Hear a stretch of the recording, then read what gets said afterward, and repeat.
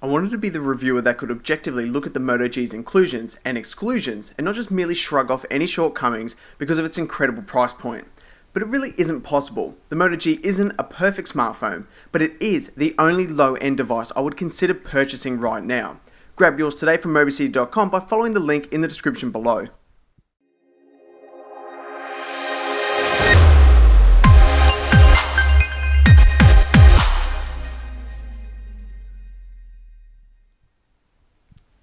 The design borrows from Motorola's flagship 2013 release, the Moto X. It doesn't marvel in the same level of personalization of the design, but interchangeable rear cases and flip cases are permitted to give it a little extra flavor. Under the panel, the battery isn't merely removable, but you will find the micro SIM card slot.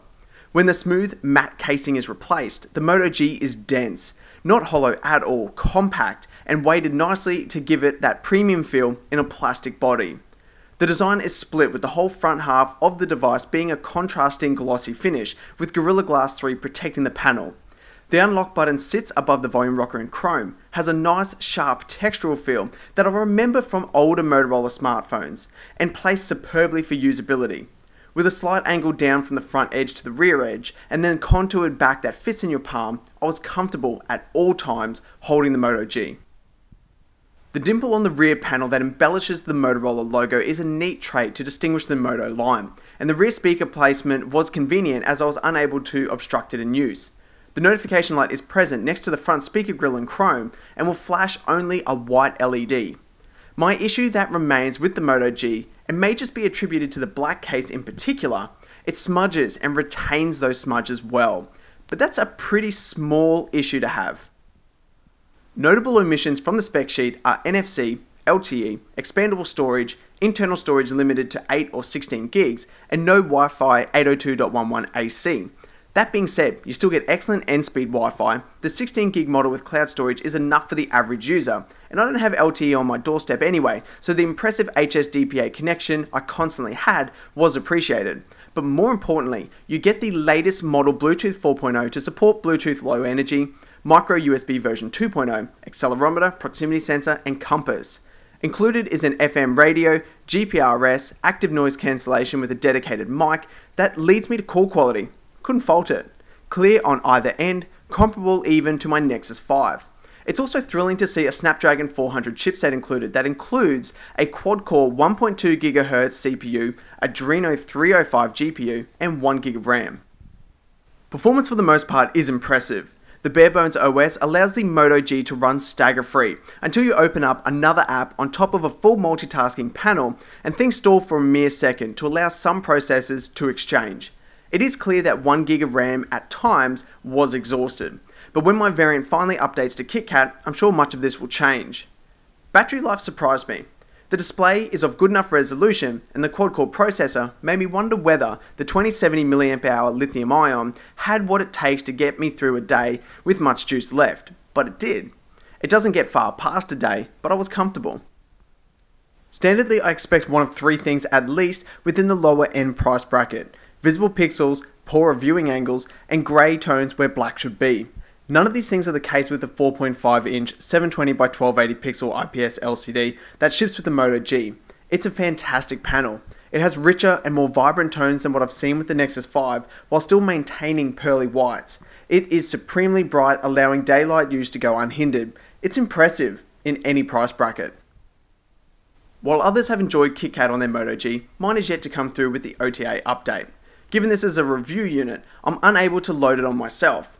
Disappointing as this was for me, the jelly bean flavour is strong in the Moto G, and that I greatly cherished. Motorola sticks with a more or less bare bones version of Android, with only a few small settings tweaks, app inclusions, and the camera UI drawing away from a Nexus style experience. And I feel this is a strong selling point for Motorola ongoing.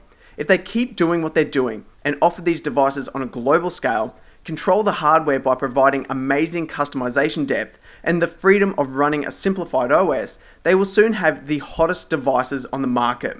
The areas they are targeting, the niches that they've claimed in style and marketing, are the correct ones, I feel. Samsung will always be dominant due to sheer numbers and diversity, but when the Play Store offers a comparable app to any that a manufacturer offers, why bother going for anything other than RAW or Next 2? Wasting time and money unnecessarily on software is what Motorola couldn't afford to do to keep the cost of the Moto G.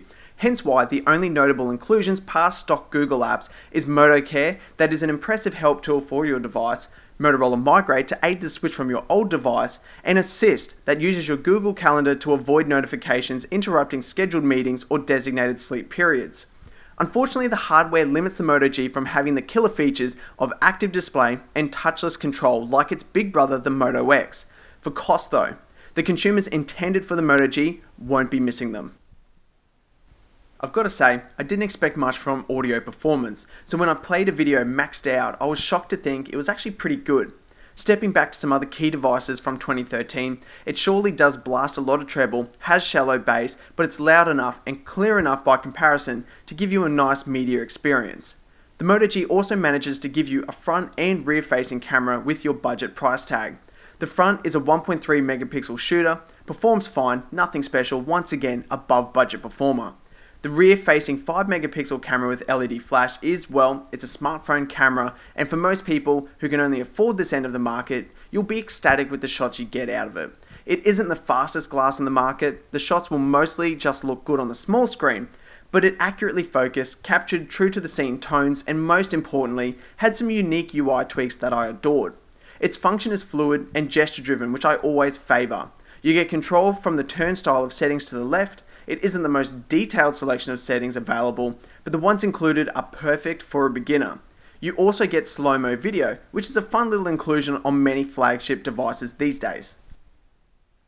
The Moto G can't be compared to many devices because the price point completely isolates it. While it isn't alone when it comes to value for money, not as many in this field can compare favourably to a flagship device, but the Moto G kinda does. This smartphone could have been $100 more expensive, and I don't think it would have reviewed any worse, but I would have probably wanted my AC wall power adapter and headphones then.